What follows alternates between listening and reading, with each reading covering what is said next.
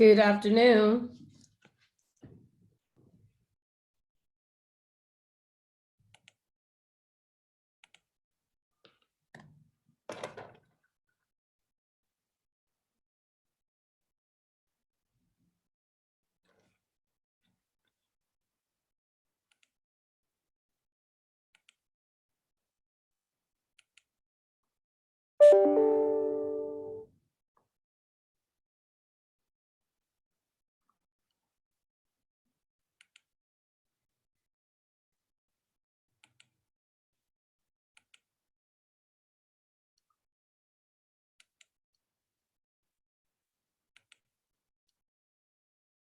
Hello.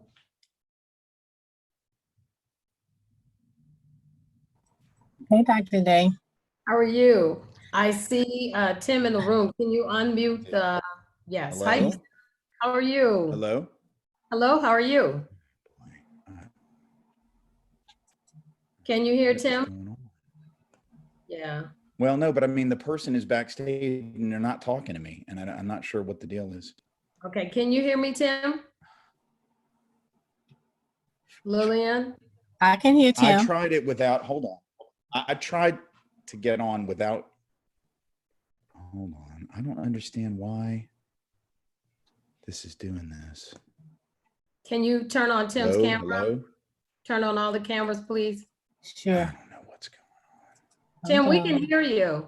No, it won't let me start the video. It says you can't start your video because the host has Okay, we're stopped doing it but I now. can't get the host to respond to me. I'm talking and they're not responding. Tim, we're doing it right now. No, somebody's no, somebody's talking right now. It says they're talking, but then they're not, but I can't see anything. I'm going to have to quit this and try Hello? over again. This is Hello? ridiculous. Okay, I just made it available to him. He just left. What'd you say? Hold on, hold on. Okay.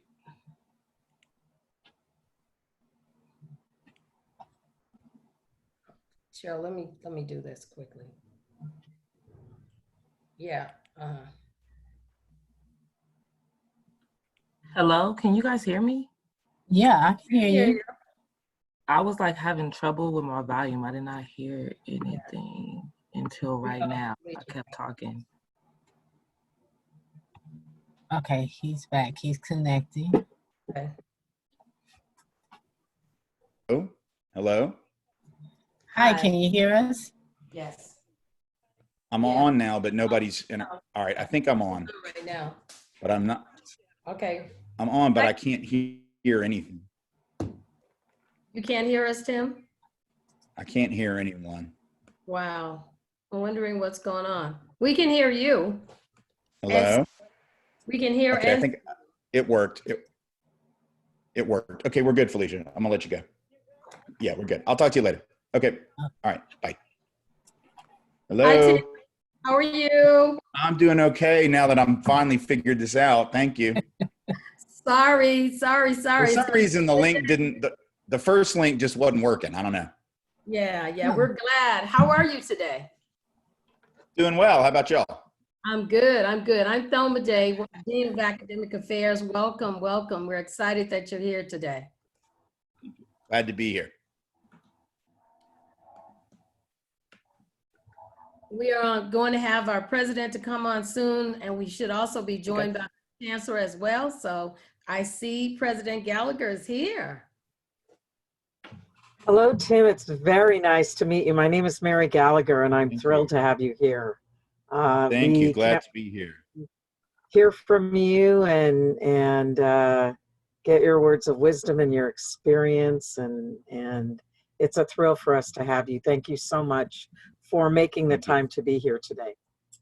Oh, you bet. Thelma, I heard from Katie from the library, and we've got a couple of his books available in the library. So she may want to pop in and let everybody know, and we'll send a link out. So we'll get everybody reading. That'd be Yes, great. awesome. Mary, are we expecting anyone else to add to the panelist group other than the chancellor? I don't think so. Okay. Other than later in the Lillian, did you get the list of the panelists who are going to be on after Tim speaks right before the? I have the list. It's Christine, Dr. Andrew, Joseph, Tony, and Dr. Nari, right? Got it. That's That's it. correct. So you want us to wait to add them until their turn to speak? Yes, please. Okay. All right. My notes from you, Thelma, that I usually have right in front of me. You want I'm me to? not sure what I did with them. No, I have them. Okay. I didn't even multitask today. That's pretty bad.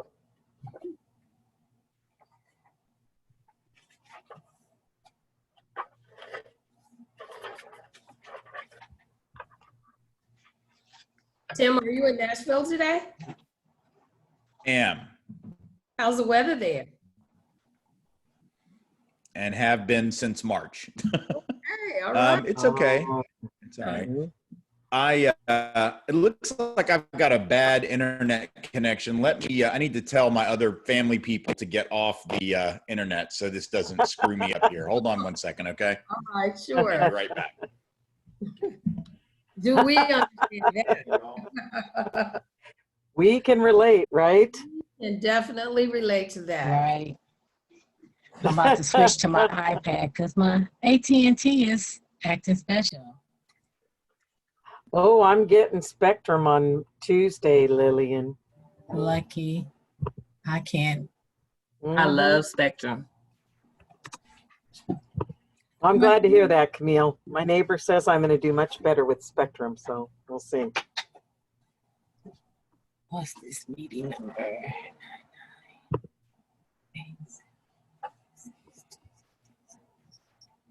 So how has Safer at Home been for you, Tim?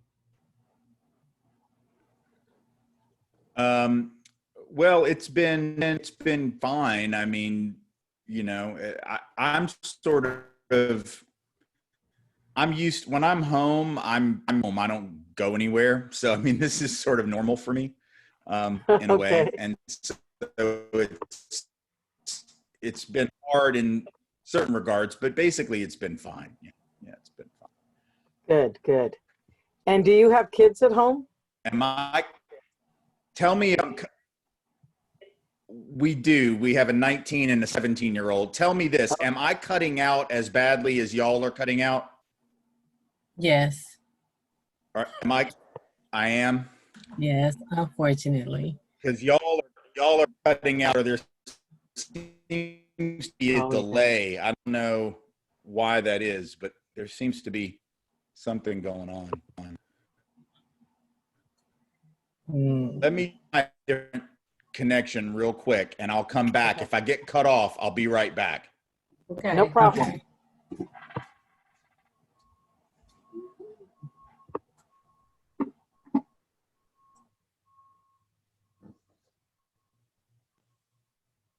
Is the chancellor going to join us now or later? You know, I'm not really sure if Okay. he's going to be on right. He's probably coming from one meeting to the next. So I told him that I was going to do the welcome in the beginning and that he would close us out. So I'm sure he'll be in early on, but So I just changed my connection. Is that better from what you're hearing? yes, Yes. Is that better? Okay. yes, yes. I'm gonna. That is, and someone also suggested to call in from your phone, so it won't cut out. It'll be consistent, which I'm I'll tell about you- to connect to. I'll tell you what I'll do is I could call in and just leave the phone open. Mm-hmm. But how do I do that with Zoom? I don't know how to do that. Let's see, Camille or Guru. I'm on Google figuring it out right now.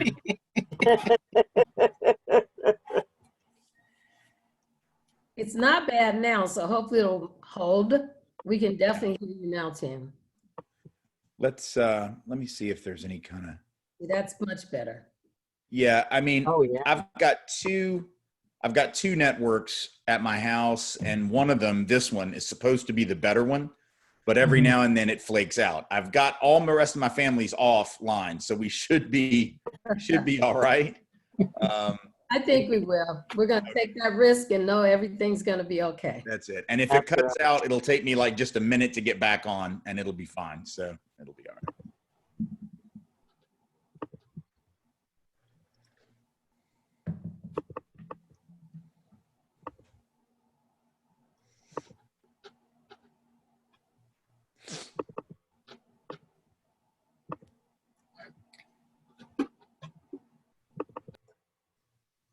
I found it, Thelma.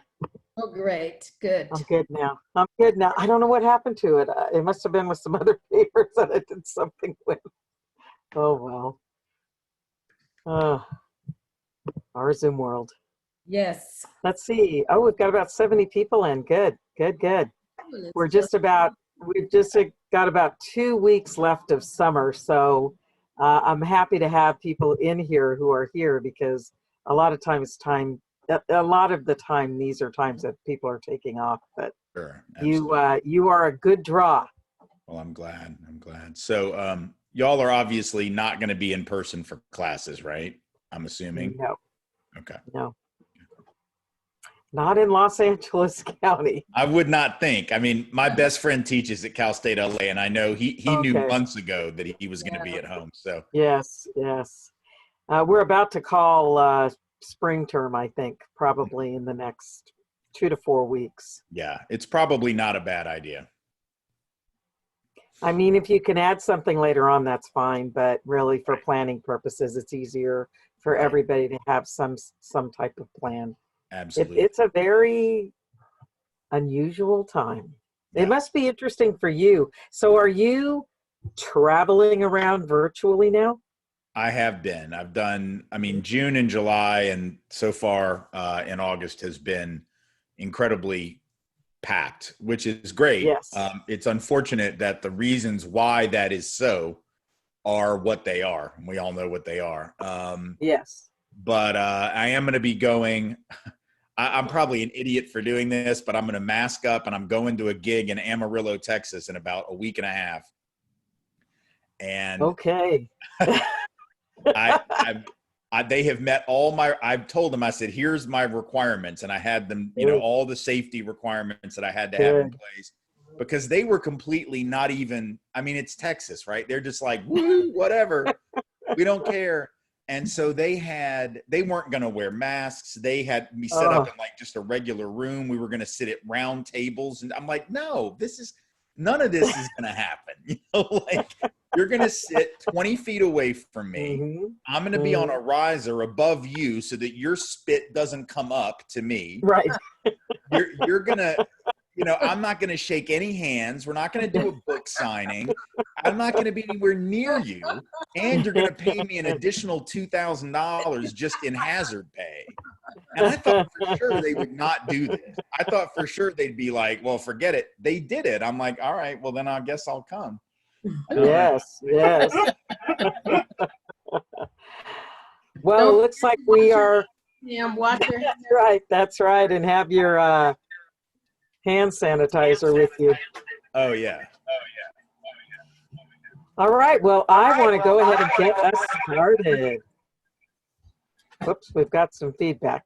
Yeah. Okay.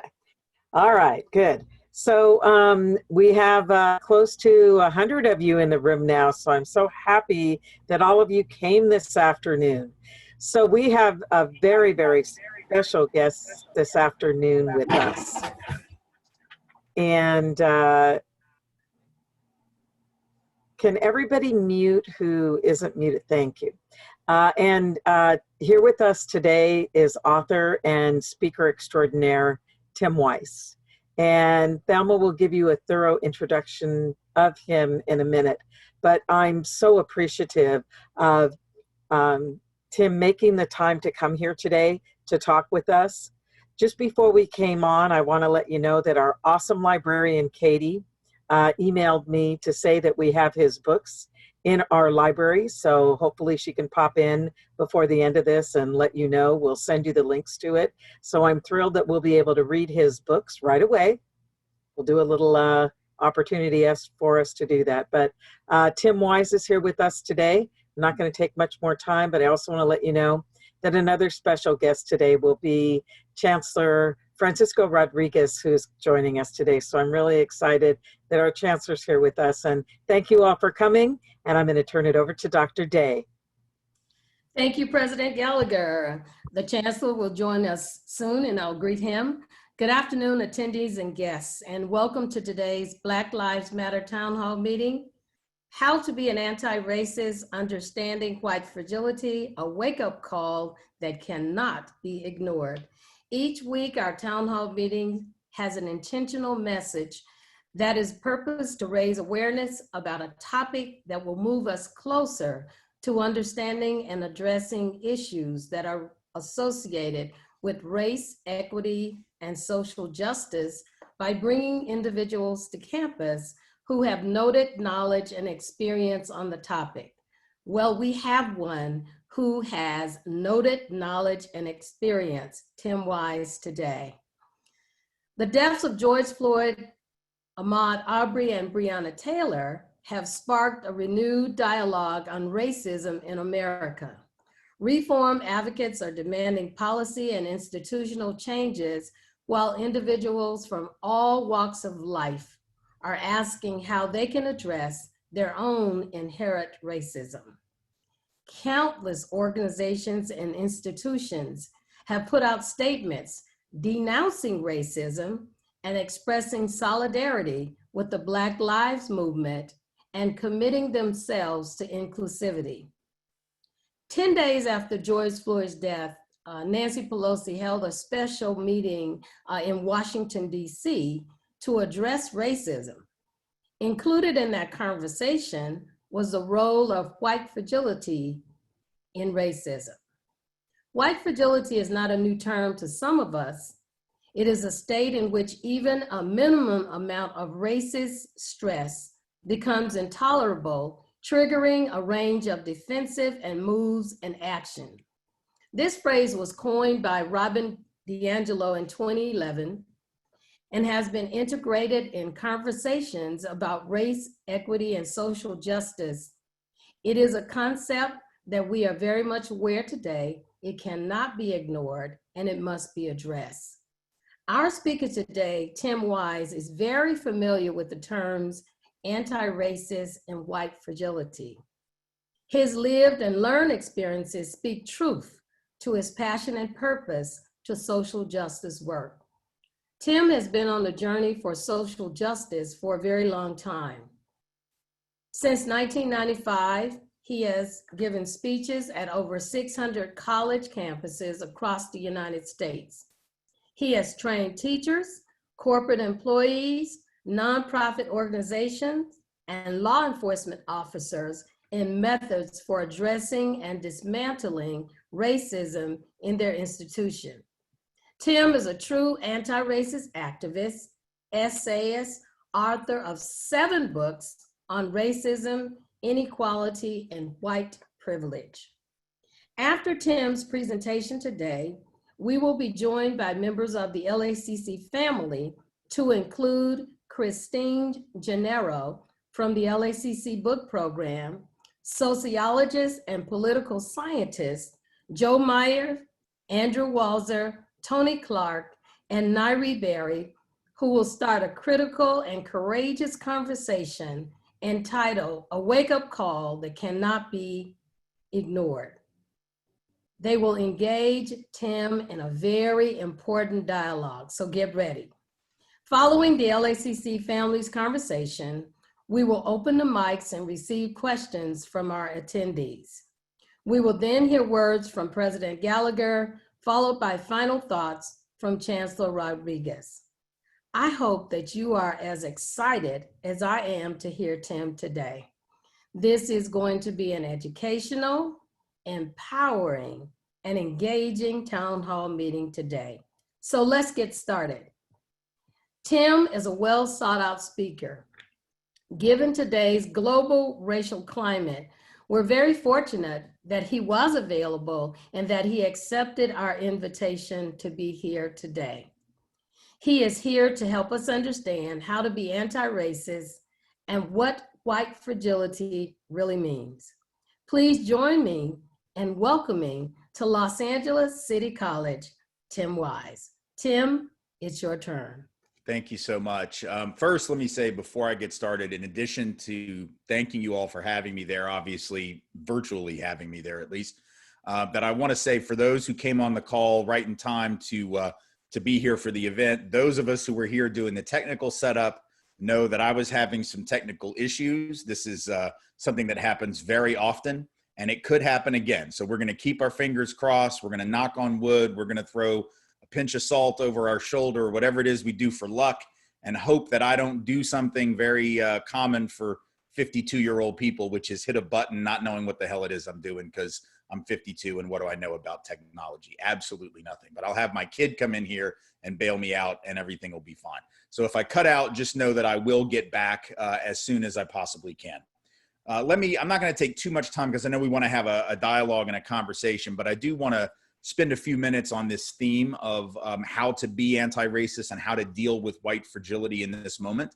And I want to do that because we are in the middle of, I think, inarguably the largest racial justice uprising in the history of the country. Millions of people, including millions who have never really before been animated in the racial justice movement and the movement for Black lives in this instance, are now motivated and mobilized as part of that movement. And not just in the communities where you might expect it, but even in communities where you might not, all around the country, in towns both large and small. And although on the one hand that is fantastic, on the other hand there are some cautions and some potential pitfalls that we need to be aware of if the forward motion of that movement and white allyship as part of that is to be sustained.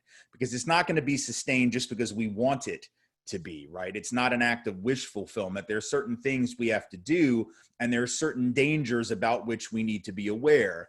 And I would suggest to you that white fragility or white denial and defensiveness, if you will, are some of those dangers, because we know that the very things that have led to this uprising are things that we've seen before, right? It's not new to see a Black person murdered on camera by a law enforcement official. We saw Eric Garner choked out on the streets of Staten Island, and it didn't lead to this movement. White folks went back and hit that snooze button on the alarm clock. We saw Tamir Rice, a 12-year-old child, murdered by a police officer in a public park in Cleveland a few years ago, playing with a toy gun.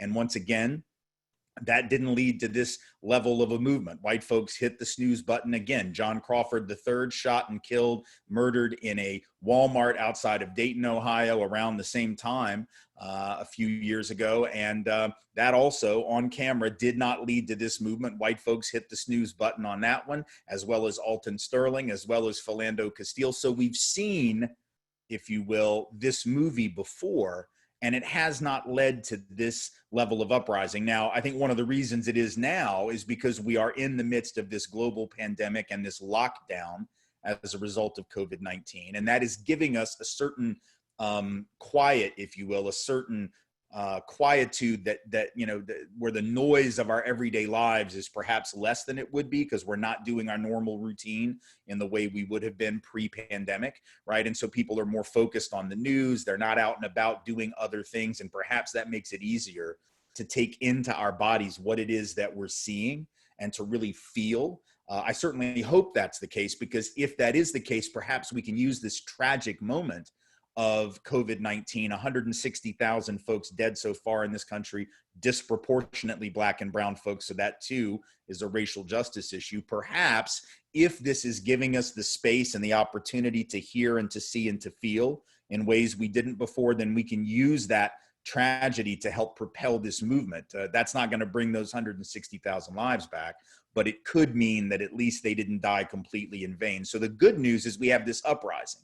Right? The good news is that in the midst of tragedy, we have a lot of people who apparently aren't hitting the snooze button, at least right now, and they're waking up and they're getting out of bed and they're asking, how can they fight for racial justice? But I think we still need to be concerned, because we have 400 years of that snooze button. We have 400 years of white denial, white defensiveness, and white fragility, the inability to take into our bodies and our minds the reality of systemic oppression. And it's very hard to think that we're going to be able to overcome generations of conditioning, right, that have led to that denial, that obliviousness, that fragility, and the conditioning around white supremacy itself, just because of this particular moment. I mean, it'd be nice to believe that, but I think it's hard to take for granted that that is the case. Just to give you an idea of how deep the white denial, obliviousness, and defensiveness and fragility runs, keep in mind that even at the height of the civil rights movement, right, at the height of the struggle where you had, Sheriff Bull Connor in Birmingham turning water cannons and dogs on children in the streets of that city, or Sheriff Jim Clark in Selma, Alabama, beating protesters on the Edmund Pettus Bridge, even at the height of that movement, where we also had video of horrific racist violence, the vast majority of white Americans at that time did not think we had a problem. That might be hard for us to imagine now, because we all can look back at that footage and think, oh my God, it was so terrible back then, right? But the truth is, the majority of white Americans didn't see it that way. Gallup organization, the Gallup poll folks, went out and did a poll in 1963, and they asked white Americans, do you think that Black folks are treated equally in your community in regard to jobs and schools and housing? Now, come on, it's 1963, right? This is before the Civil Rights Act. It's before the Voting Rights Act. It's before the Fair Housing Act. It's at the height of the movement, the year of the March on Washington. Obviously, there's something wrong in the country. That's why the movement is at its high point. And yet when Gallup asked that question, for which the obvious answer is no, they are not treated equally, 2 out of 3 white folks answered yes, they are treated equally. There's nothing to see here. In 1962, even a year before that, Gallup went out and asked white folks, hey, do you think Black children have the same chance to get a good education as white children? Now, come on, it's 1962. This isn't a particularly difficult question when they asked it. And yet that year, 85 out of 100 white folks said, yeah, I think things are pretty equal. Yeah, I think they have just as good a chance as our children do. So what does that tell us, right? It tells us that even at the height of oppression, even at a time when in retrospect, pretty much every white American would say now, looking back roughly 60 years almost, that things were unequal. But at the time when it wasn't 60 years in the past, when it was the present, right? And when acknowledging it would have put white folks on the hook to do something about it, most white folks looked around and went, I don't really see what the problem is, right? I don't really understand what all the fuss is about. So that's the precedent that we're dealing with. And that's what gives me concern about thinking that somehow we've turned a corner. I'd like to believe that. And we certainly ought to continue to move forward with the assumption that we can make progress on this struggle. But let's not forget this history, because if we forget how easy it is to miss the evidence, if we forget how easy it is for white folks not to see what's right in front of us, we may overestimate the ability of white allyship in this moment. Now, why is it that white folks are so unable sometimes to see what's right in front of us? Why is it so easy to fall back into those patterns where we hit that snooze button? Why is white denial, defensiveness, fragility, obliviousness, why are these things such problems? I want to suggest there are a few reasons why. Number one is, of course, that there are material benefits to not seeing this, aren't there?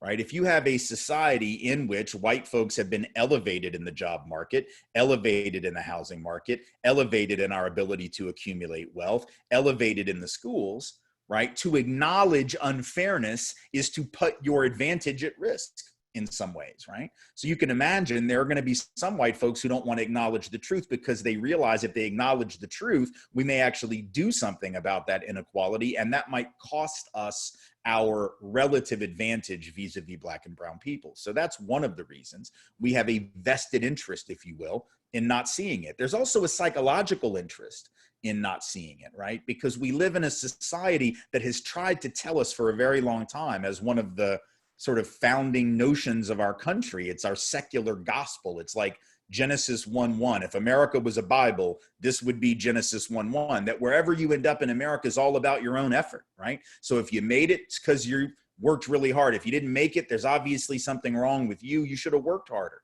Well, if you're taught that, you learn to rationalize inequality, don't you? if white folks are disproportionately at the top of the structure and black and brown folks are beneath, if rich folks are up here and working class folks are here, if men are here and women are here, then racism, classism, sexism, they all become real logical to you. Right? Racial inequality is rational. Gender inequality is rational. Class inequality is rational. So you end up having a psychological reason to not challenge these things, because to challenge them would challenge your very notion of the country in which you live. You have a psychological desire to believe that you live in the place they told you about in 8th grade. Right? That you live in the place Thomas Jefferson talked about when he said all men are created equal, endowed by their creator with certain inalienable rights, among these life, liberty, and the pursuit of happiness. You want to believe that. If you're black or brown, you know a couple things about that, right? Number one, you know Thomas Jefferson wrote that at a moment when he owned 237 other human beings. So you know, if you're black or brown, that Thomas Jefferson didn't mean it.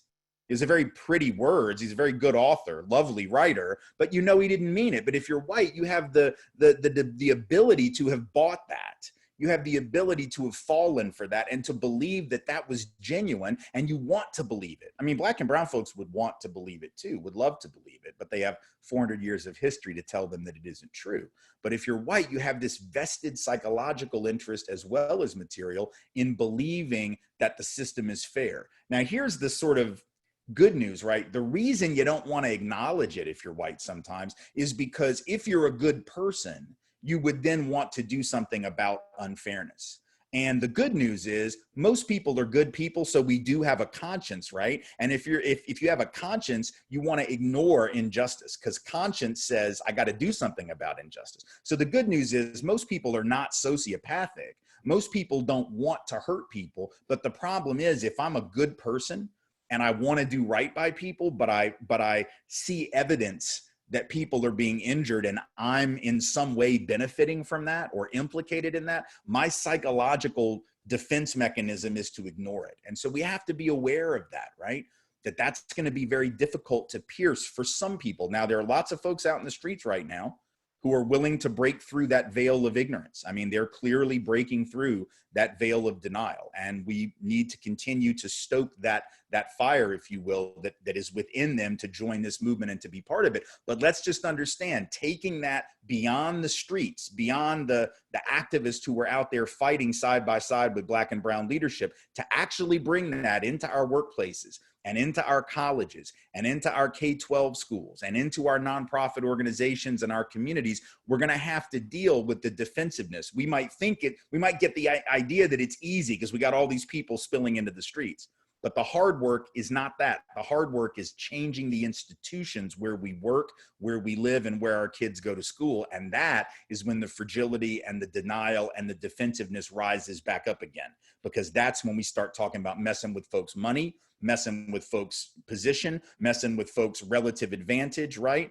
And so we have to just understand that there's a history here that can easily sort of sidetrack, particularly white folks, as they try to work in solidarity with black and brown folks. So then the question becomes, how do we break through that for those larger communities? Not the ones who are already active, right? They're on it and hopefully they'll stay on it. But how do we take it beyond that? How do we ensure that other white folks either join the struggle or at the very least don't become an obstacle, right? Because you don't necessarily have to join the movement as an activist. You don't necessarily have to go out and do a lot, but you just got to at least not be an obstacle or an impediment to the black and brown folks who are pushing for change and the white folks who are willing to fight for change next to them. As long as you're willing to not be an obstacle or a barrier, I don't necessarily have to have everybody in the streets. You know, for me, I know there's some people who just aren't protest people. They're just not activist type people. But as long as they will stand down and not become obstacles, we can make some progress. So how do we do that? How do we get white folks to either go along with this struggle or hopefully even more join the struggle? Well, I'll tell you how we cannot do it. We can't do it with guilt and shame, right? We're not going to be able to build a movement for racial justice and strengthen the movement for Black lives on the basis of white guilt and shame. White guilt, white shame has never liberated anyone. No black or brown person benefits from white folks beating themselves up about the history of the country or our own privileges or our own ignorance or our own fragility and how, oh my God, I didn't know, I can't believe I didn't know. We need to stop. just stop, right? That doesn't actually help anyone. That's a form of fragility, really, because all it does is it brings the attention back to us and our emotional state and how terrible we feel about the system of oppression. Well, however bad you feel about the system of oppression and learning about it, you can imagine other folks who are living with its consequences feel a lot worse. So soak up the tears and stop worrying about how bad it makes you feel and start thinking about something other than your own guilt and other than your own shame.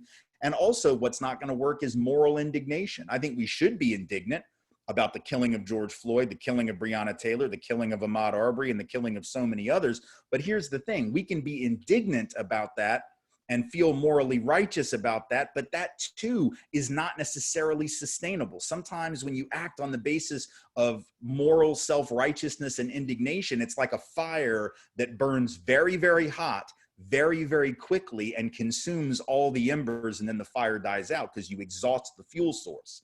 Right? You exhaust the fuel source. Or if you think of it in viral terms, since we're in this pandemic moment, it's like getting a vaccination, right, that provides you with antibodies, but the antibodies don't last, right? You got to get booster shots. And so how do we administer, if you will, booster shots so that white folks stay in the struggle? Let me suggest a couple of things before we get to the conversational part of our time together. I want to suggest to you that what we need to recognize, those of us who are white, is that fighting white supremacy and fighting for racial justice for us cannot be charity work. A lot of times I think we act like it is. You'll see people, in fact, in the streets at some of the demos with signs that make it seem like, you know, I don't know what I'm doing, but I'm here to help you, or I'm here to support you. This is not, that's a charitable impulse. I mean, it's very kind, I suppose, but it's basically like a white person saying, I'm here for you, black person. I'm here for you, brown person. I'm here to help liberate you. That's charity. Right? That's not solidarity. That's not recognizing that you have a stake in changing the system. That's just trying to be selfless and look, I'm going to sacrifice for your benefit. That's not sustainable. That's not sustainable. And if I were a person of color, I sure as hell wouldn't trust that. The idea that white folks are going to stay on it because of that impulse. No, what we need to be recognizing is that white supremacy and racial inequality isn't just homicidal, it's suicidal. That is to say, it doesn't just hurt black and brown folks, it compromises white lives as well. And that's the irony. We don't realize that. What we don't realize is when black life is devalued and when brown life is devalued and the system allows black and brown life to be devalued, it's just a matter of time until our lives are devalued. And I'm going to give you a few examples. Example number one.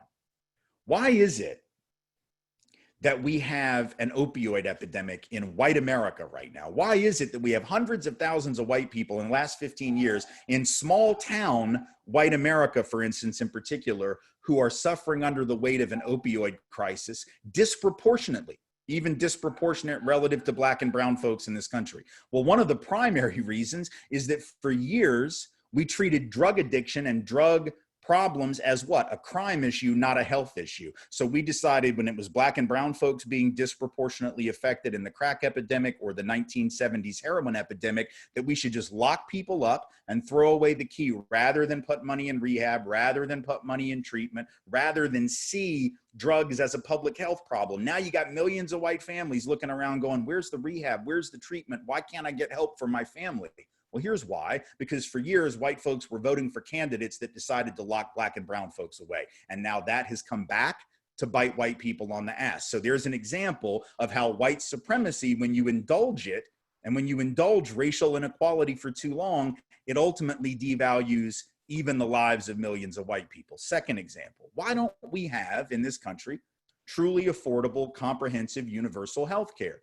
Now, there are a lot of theories as to why we don't, but there's also research that tells us why we don't. And the best research on this says that the primary reason that we in the United States, even when we compare ourselves to other Western industrialized nations, one of the primary reasons that we don't have better safety net programs, including healthcare, is because of a widespread belief on the part of large numbers of white Americans that if we have those kinds of programs, those people, meaning black and brown folks, will abuse them, will take advantage of them. And so we would rather not have comprehensive, universal, and affordable public health care programs because we don't want somebody getting one over on us. But what's the irony? Then we don't have the program either that we need to have healthier communities and healthier families. So again, for the sake of hurting other people or maintaining an edge over other people, or just not getting, letting someone who's black or brown take advantage in our mind, right? Which is a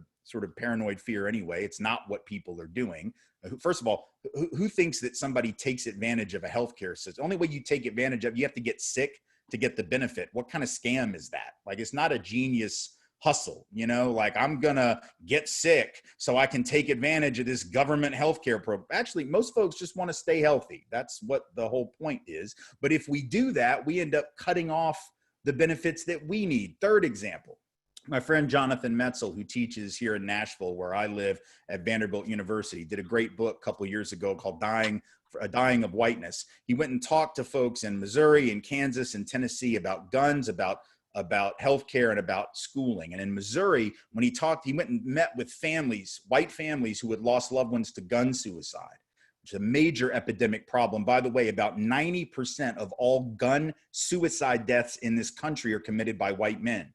We don't talk about that.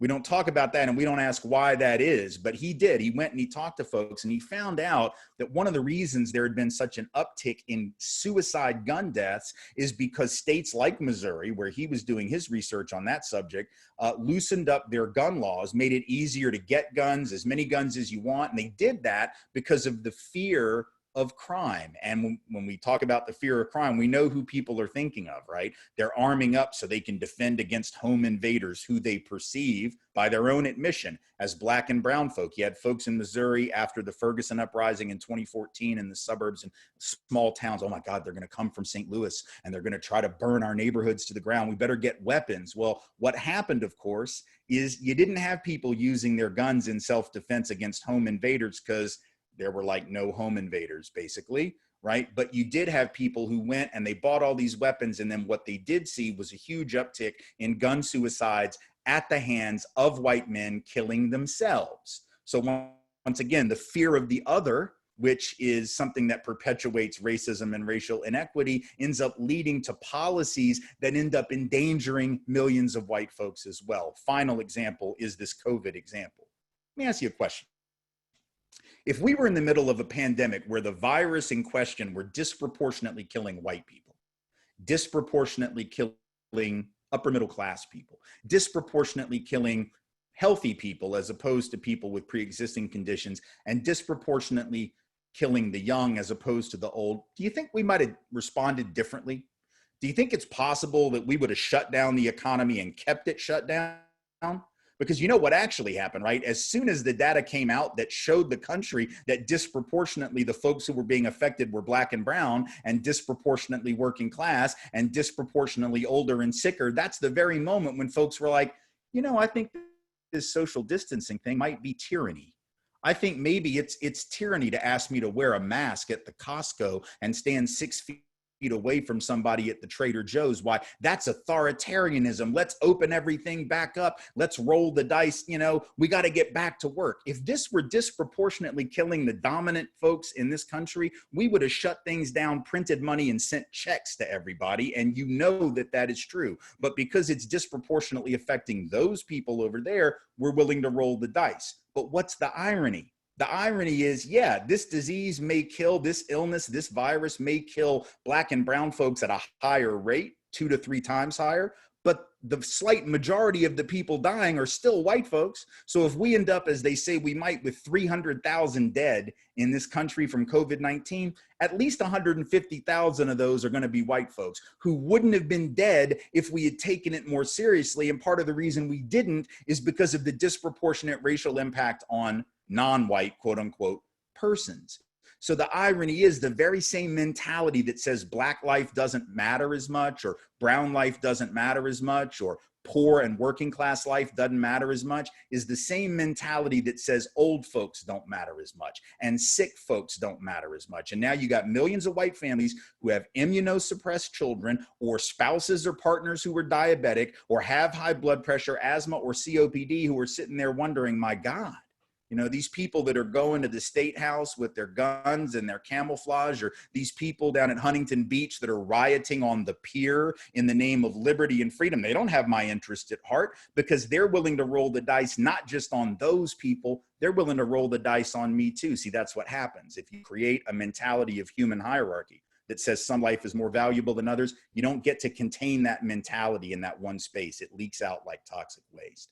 And if white folks would come to understand that, then we wouldn't have the luxury of fragility anymore. We wouldn't have the luxury of denial and defensiveness and obliviousness, because it's killing us too. And we would understand that Black folks' fight is our fight, that brown folks' fight is our fight, that the fight for racial justice is a fight for public health. And by public, we mean the entire public. That the fight, and even policing is an example.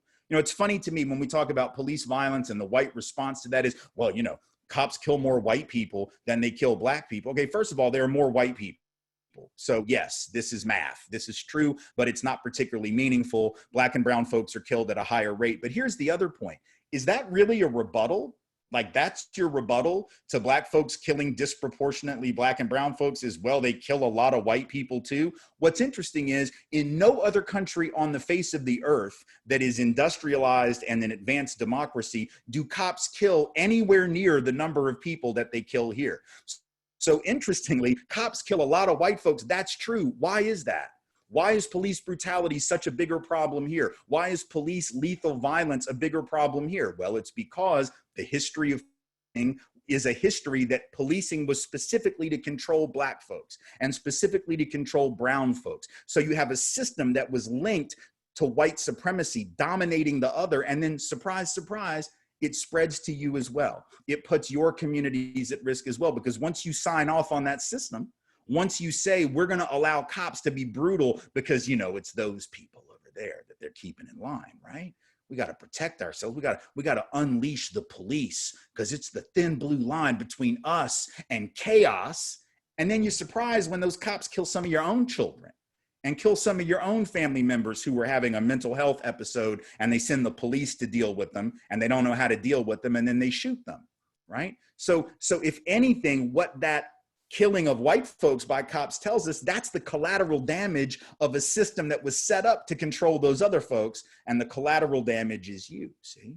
So this isn't about charity work. This isn't about how can white people help Black people? How can white people help brown people? This is about how white folks are going to liberate ourselves from what white fragility, denial, defensiveness, obliviousness, and supremacy have done to us. And the minute we internalize that mentality is the minute that we become truly dangerous to this system, because that's the moment when we see we have an interest in change. This isn't about sacrifice. This isn't about, oh, let me bleed for you and let me open a vein for someone else's benefit. This is not charity. This is self-help. It's that thing we preach to everybody else, but we never turn inward upon ourselves. If we do that, then we will be able to defeat fragility, defeat denial, defeat defensiveness, and recognize that we all have a stake in justice. And I thank you all so much for having me. I'm looking forward to the dialogue that we'll have at this point. Thank you all so much. It's been a pleasure and an honor, and hopefully be able to get there in person sometime in the future, but it's been good to do it virtual. I thank you all so much. Wow, Tim, thank you very much. What an enlightening, educational, empowering presentation. I'm still trying to wrap my head around most of what you've said. I know I'll be continuing to process what you've said for the rest of the day. But let us continue the town hall meeting. I see our panelists, the sociologists, political scientists, and thank you, Christine, for joining us as well. So I'm going to turn the town hall meeting over to them as they begin our conversation, a wake-up call that cannot be ignored. Christine, I'm going to ask you to start by asking your questions, and then the others of you online do the same. Thank you so much for having me, and thank you so much for that presentation. There's a lot of stuff happening in there. You know, I'm here as a sort of representative for the LACC book program, and we would like to get authors to come and speak to us. And so I guess my first question for you would be, you've written a lot about this topic. Where should we begin? Where would you recommend someone begin if we wanted to educate ourselves using the things that you've done, but also other sources as well? there's so much to unpack here. Where to start? Well, I think I would not recommend, I mean, obviously, if anybody wants to read my books, I would love for you to do that. But let me tell you, the places to start really, I think, are at the source of the wisdom, including the source of a lot of my own wisdom, which is Black and brown wisdom, right? And so I would recommend Carol Anderson's book, White Rage. She's a brilliant scholar, good friend. She's a professor at Emory University in Atlanta. It's a very thin volume, but it's packed with information about the history of how every step forward in the struggle for racial justice has been met for hundreds of years with this kind of pushback, this kind of white rage and backlash. And we have to understand that. And the reason it's important is it allows us to place this current moment, the moment of Trumpism, for instance, in context. I think a lot of people after 2016 sort of had that idea like, oh, this is a break with normal. You would even hear people say like, this isn't the country that I know. This isn't normal. And then Black and brown folks were like, really? Because it seems really oddly normal to us. Like this is sort of a more extreme version of it, but it's not really a break with the norm. And for a lot of white folks, it was. But if you read Carol Anderson's book, you'd realize, oh no, this was predictable. Like this came after the Obama administration, just like the backlash against affirmative action came after the civil rights movement, just like the the segregationists rose up in the wake of Brown v. Board of Education, just like there were race riots against Black communities when Black folks moved to the North in search of jobs during the Great Migration, just like Jim Crow was a reaction to the end of enslavement, right? Every generation has had that. And we've seen the same white rage, I should point out, although she doesn't talk about it in her book. We've seen the same white rage manifested against brown folks, not just Black folks. We saw, the expulsion of roughly 600,000 Mexican American citizens in this country during the Great Depression who were sent back to Mexico. These were citizens of the United States that were expelled, sent back across the border. We saw the Zoot Suit riots, of course, in Los Angeles as well in 1943. But I mean, all of these examples where you have white rage at any progress. And so I would start there. I'd then read, Ibram Kendi's book, Stamped from the Beginning, which is a very thick book, but again, very accessible book about the history of racist thought, and his newer book, How to Be an Anti-Racist, which really talks about practically how we need to be thinking in this moment. And as well, what we need to be doing. So I would start with those volumes and proceed from there. But those would be good places to start. Thanks so much for that. It's just overwhelming, the amount of information that's out there. I think you froze up on me. Are you there? Oh, I'm still here. Who wants to go next? Hi, I'm Andrew Walzer. I'm a humanities instructor, and I'm hoping you can hear me okay. Mm-hmm. I think that what I've had to learn, and I'm still learning, is as a white male, is humility.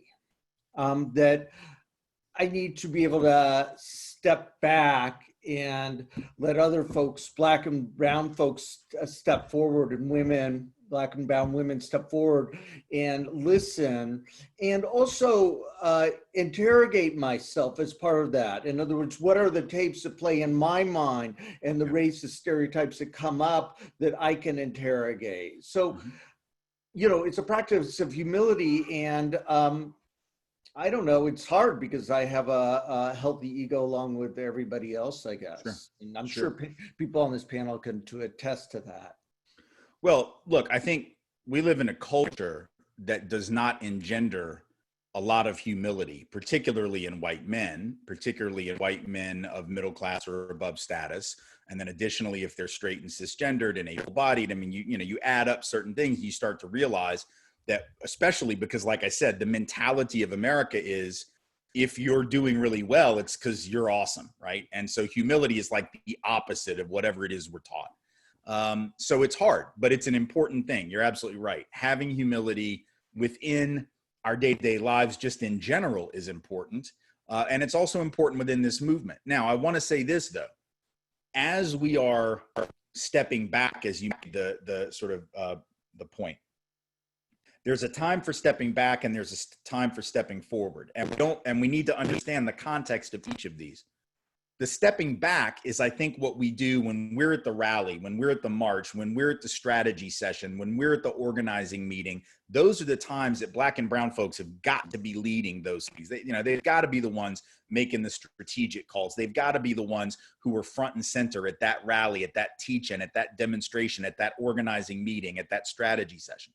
But when we are with our folks, that is to say, when we're in our homes and our communities and talking to our friends and our family and the people who were in our sort of social networks who disproportionately tend to be other white people, that's not a time to step back, because in that moment, it's not going to help anybody for me to say, well, I would tell you my thoughts about racism, but here, read Angela Davis instead. No, that's not going to be helpful. Should they read Angela Davis? Absolutely. But you need to also step forward in that moment and say, here's what I'm thinking and here's why I'm thinking it. And by the way, it's partly because I've read these things, and you ought to do that too. But we've got to take advantage of the fact that other white folks know us and they trust us precisely because they know us. And if we defer in their presence to the wisdom of other people, that's not, it may seem selfless and humble, but what it does is they're just like, yeah, but that doesn't tell me why you see this. Why are you seeing something that that person isn't? Why am I seeing something that my relative or my friend or my golfing buddy, I don't play golf, but I'm just trying to think of examples,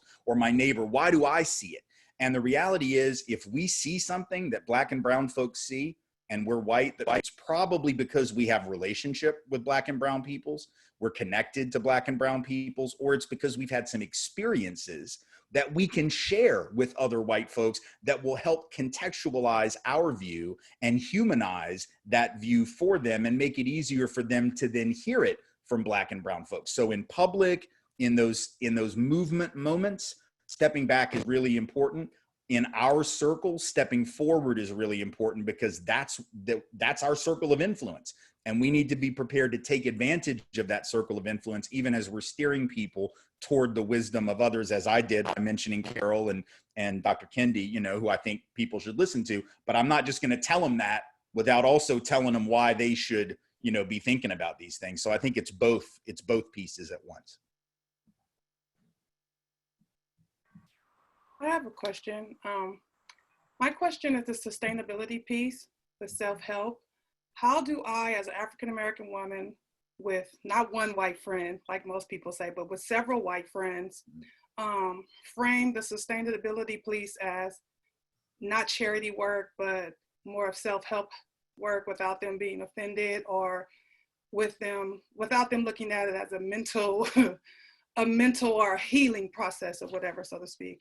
Right. Well, I think it's about asking white folks to consider what we gain from the system, and that's the white privilege piece that we've been talking about for years. But then I want us to also ask the flip side question, which is, what do we lose and what do we put at risk in order to gain access to those advantages? What is the cost of accessing that privilege? What is the cost in the quality of our schools, the quality of our healthcare?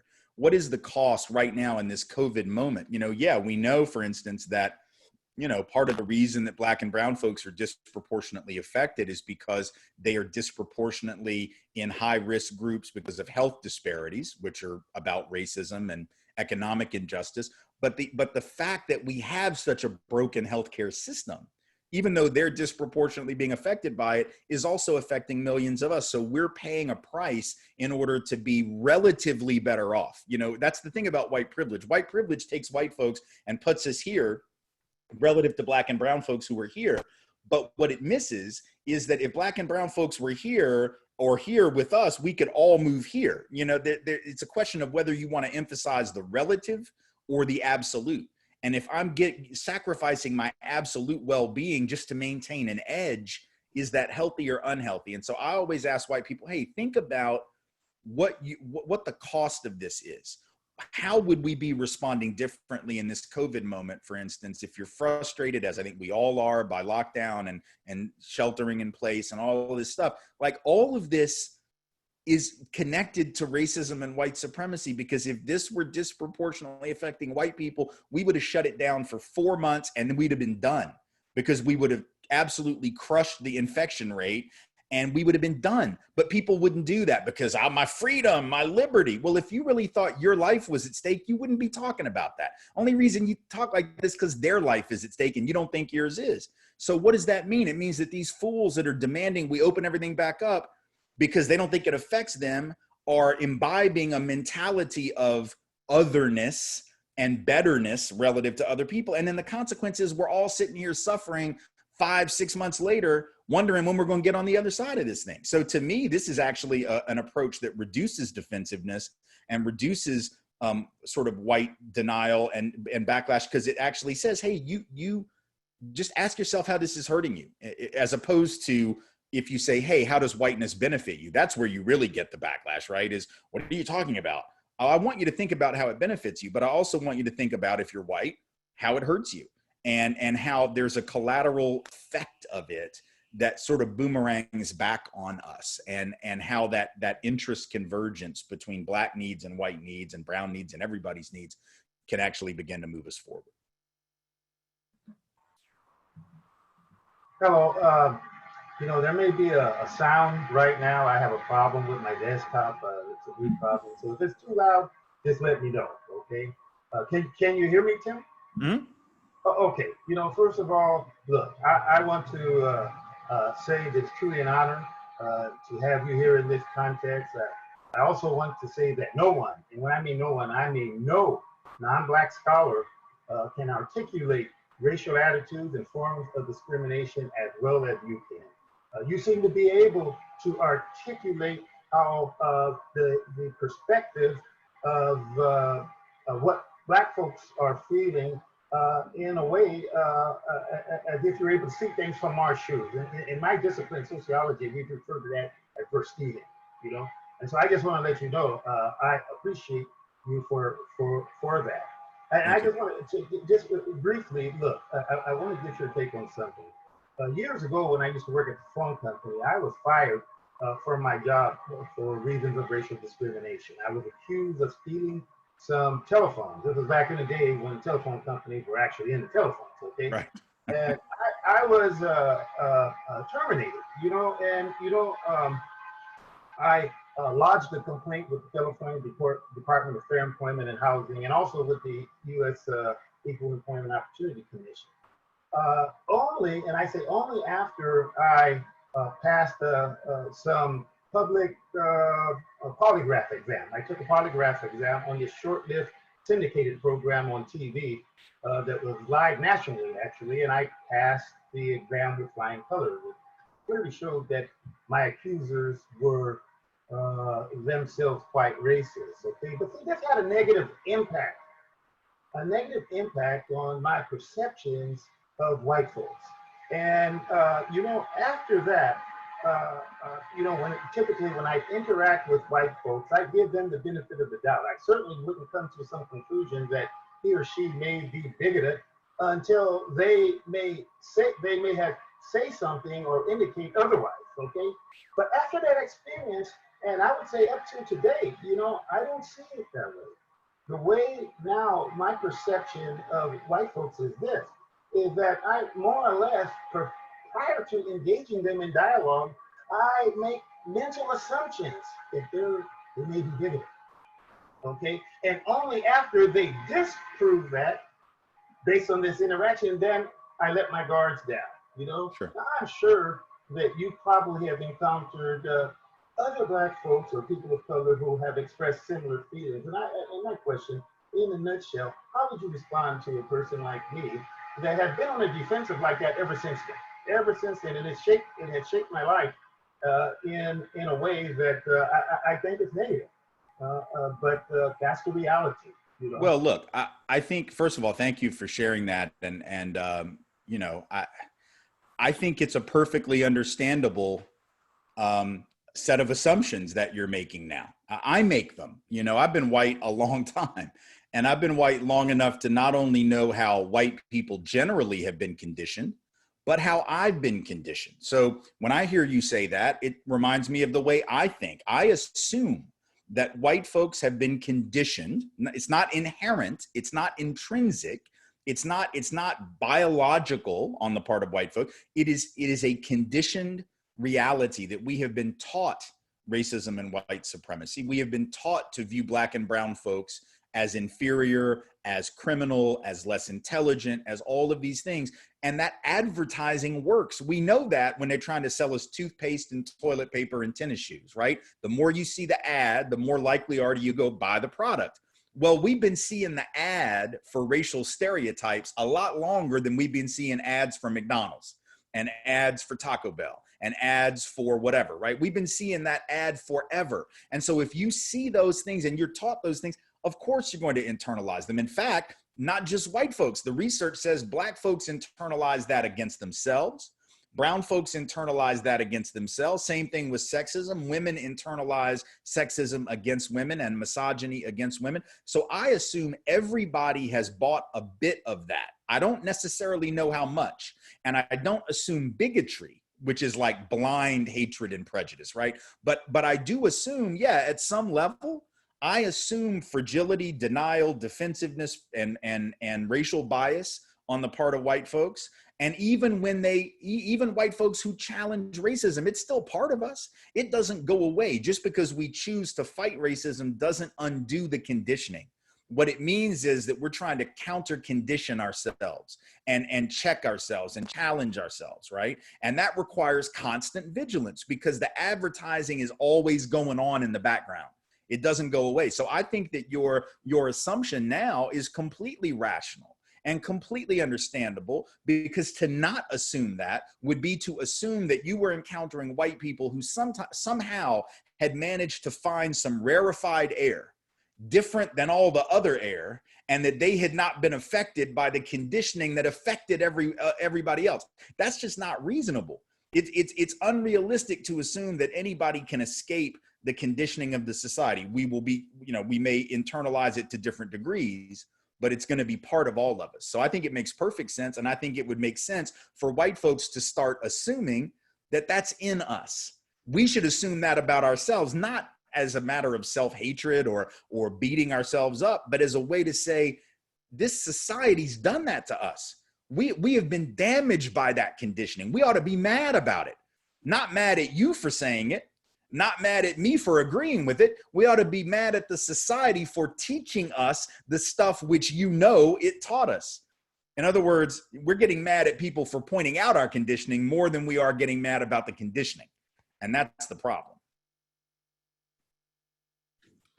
Thank you, Tony, Nairi, Andrew, for engaging in this dialogue with Tim. We now want to move to the question and answers. There are some questions. I'm going to turn it over to Camille or Lillian. Then we're going to have President Gallagher come in and make some comments. The Chancellor is here, and he's going to close us out.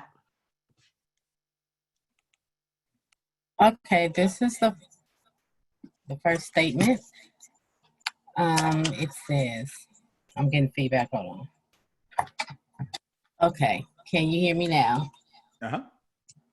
Okay, it says, thank you, Dr. Gallagher, for this important conversation on Black Lives Matter. My question is, if the United States is so racist, how do you explain the fact that this country elected a Black man president of the United States twice?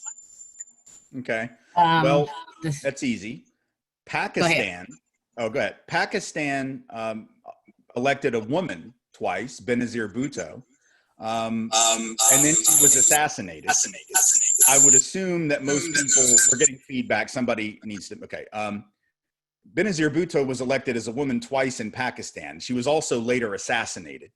So clearly some folks didn't love her. The fact that a woman became the head of state there, or in Great Britain, or in Germany, or in lots of other countries, not ours yet, I don't think anyone would say that that means there's no sexism in Pakistan, or that patriarchy isn't a problem there, or that it's not a problem in England because of Margaret Thatcher, or it's not a problem in Germany because of Angela Merkel, right? Individuals from marginalized groups can be successful and can attain power, and yet the larger systemic problem can remain. Let's remember, the only way Barack Obama could become president was by making enough white people comfortable with his existence as the president, as a candidate. And there were actual studies done and research polls done a couple weeks before the 2008 election, where like 25% of white folks who said they were going to vote for him acknowledged that they were willing to admit that they still held negative, hostile, racist views about black folks generally, but they made an exception for Barack Obama. If you are making an exception for him and saying that he's different than those other black people, that's still racist because you're still viewing the larger society negatively. So it doesn't mean, I mean, I'm not saying it's meaningless that the nation elected a black man president, but I'm saying that if that were evidence that racism as a problem were gone, then you would have to say sexism is no longer, that you'd have to say the US is more sexist than Pakistan, more sexist than Germany, more sexist than the Philippines, more sexist than all these countries that have had female heads of state. And I don't think the people who say that about racism are willing to go to that place, but that would be the logical corollary of that belief. Okay. The second portion of that is a majority of academic studies have shown children provided the opportunity to access an excellent K-12 education will have a greater possibility to achieve future success as an adult. Being trapped in failing public schools is a concrete example of systemic racism.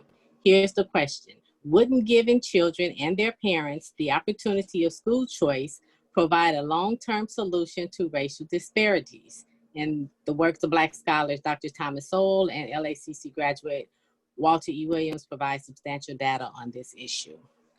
Well, there's a lot of mixed data on the value of school choice programs. It very much depends on what you're talking about. There's a lot of school choice in a lot of districts around the country. People can, choose in and opt into various magnet programs. They can opt into schools that are outside of their particular neighborhood. There's lots of that already happening. And what we don't see is a significant boost in achievement. You don't see a big gap or difference between charter schools, for instance, and traditional public schools. Some do really well and some are awful, which is the same for public schools, right? It's the same for some parochial schools. It's the same for a lot of religiously affiliated private schools and independent schools. So what we do know about school choice is that it becomes an easy way out rather than doing what we could be doing, which is ensuring that all schools are excellent and that all schools have the necessary resources. Because what we know is that when schools have sufficient resources, but not just resources, when they also have a curriculum that is geared and relevant to their students, those students will do well.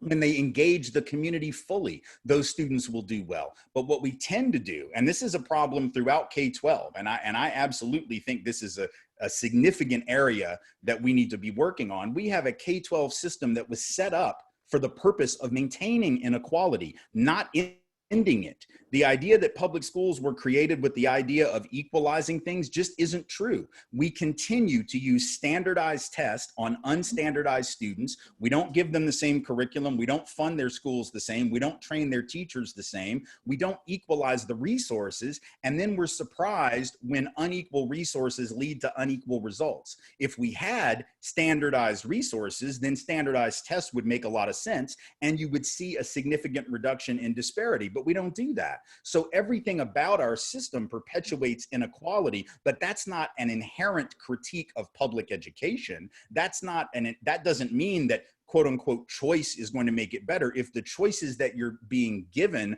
are choices between one school that has unstandardized resources and another school that has unstandardized resources, at the best case scenario, all you're doing is cherry picking. You're going to allow a handful of kids to escape this bad school over here and maybe go to this better school over here. Meanwhile, what happens to all these other kids over here? We need to be equalizing resources. If you equalize resources across the board, you're going to have far better outcomes for all students. So I don't have an inherent problem with allowing more choices, but I think what we really need is we need communities to have control over curriculum. We need communities to have control over who gets hired. We need communities to have control over who the principals are. We need communities to have a control over the discipline policies and all the policies in the school. I believe in a lot more community control and autonomy there than what currently exists, but you don't see a whole lot of people on the right or the sort of mainstream liberal left talking about that. But that's what we need to be talking about, is really creating empowerment for communities to make those decisions and to access the resources that they need for all the children. Okay, so here's the next one. This one wants you to comment about the stark differences between the Democratic Party that just nominated a Black woman as VP and that had a Black president, and then the Republican Party of Trump that has become the party of white people. What are the implications moving forward, if particularly as white folks see themselves as more aggrieved? Right. Well, I mean, I think, here's the thing. There's very little doubt that at this particular point, the Republican Party, and this is not, I'm not saying this in defense of the Democrats because they have their own awful history in regard to race in a lot of different areas. But right now, there is no question that the Republican Party under Trump has gone in as a party of white grievance, as a party of white resentment, as a party that wants to limit the number of votes being cast by Black and brown peoples. There is no other reason why you would be cutting back on early voting. There's no other reason why you would be trying to defund the post office to stop mail-in voting, which older white folks and white business people have been doing for years under absentee voting, and no one questions it.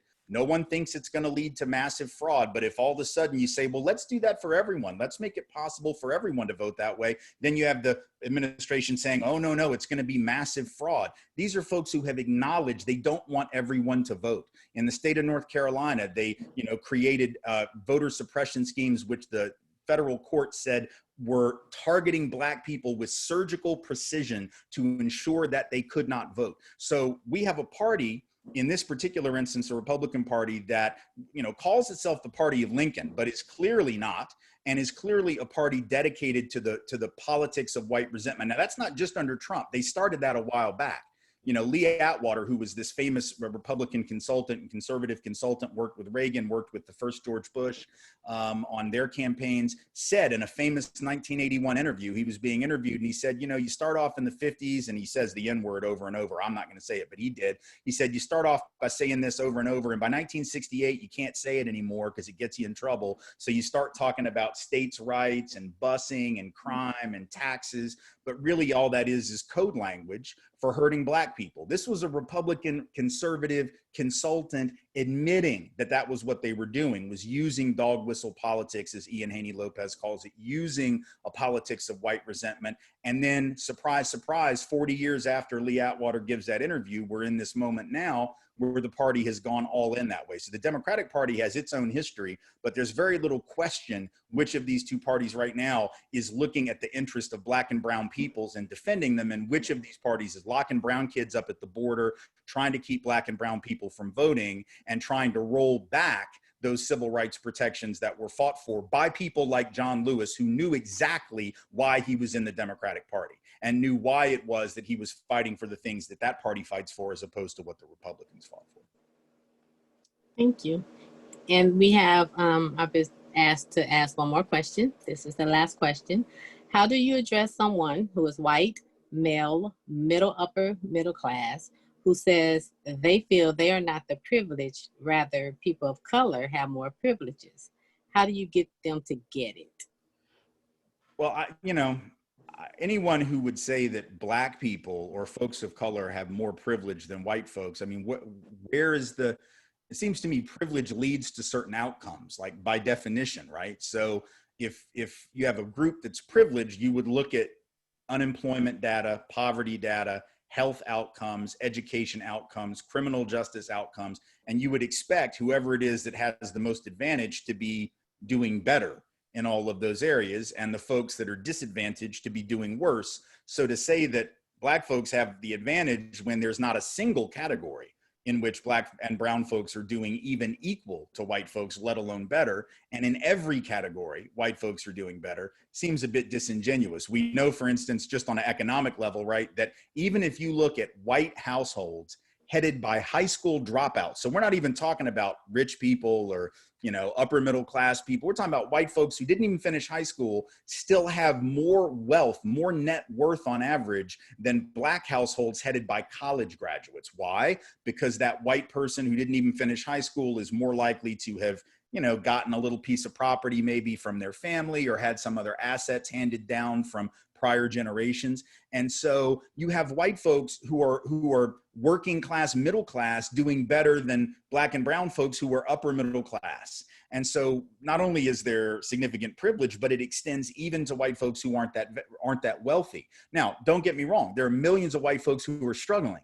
And as I was saying in the presentation, a lot of those white folks are struggling because of a system of inequality. If they're struggling to afford health care, it's because we don't have universal affordable health care. And the reason we don't is because we don't want to have programs that Black people will abuse. That's what the research says. So we end up cutting off our nose to spite our face. We end up without, paid leave protections on the job.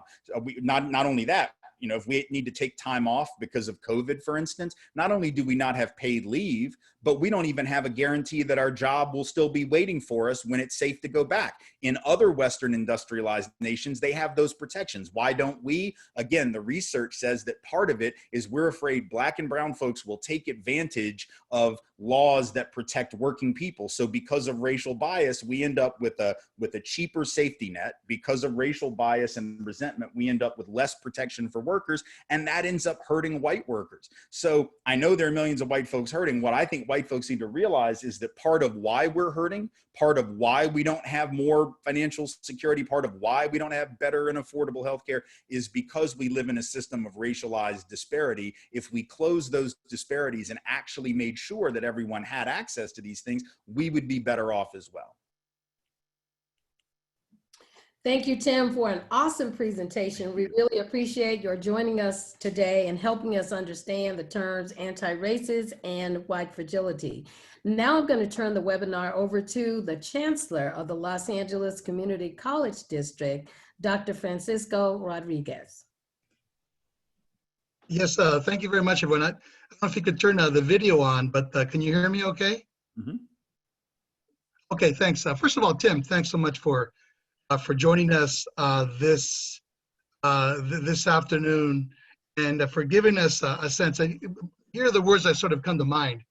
After listening to you again, I have been following your work since the mid-90s when I was a soldier, if you will, in the educational system that was fighting against the dismantling of affirmative action programs here in California and the putrid anti-immigrant racist rhetoric that was lodged against so many immigrants and immigrant families, not just nationally, but here in California in particular. So our group, our association benefited greatly from your knowledge and from your testing of if you will, and putting constructs that made folks feel uncomfortable, particularly white folks feel uncomfortable. And, and I believe you've helped us, all of us, whether we're brown, Black, white, grow our racial discomfort, because for too long this country has neglected or been too timid in discussing the racial issues that continue to divide us. So thank you.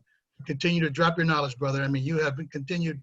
You are welcome always to LA City College, to any one of our 9 Los Angeles Community College district colleges. I'm enthused, I'm enthralled, I'm enraged, frankly.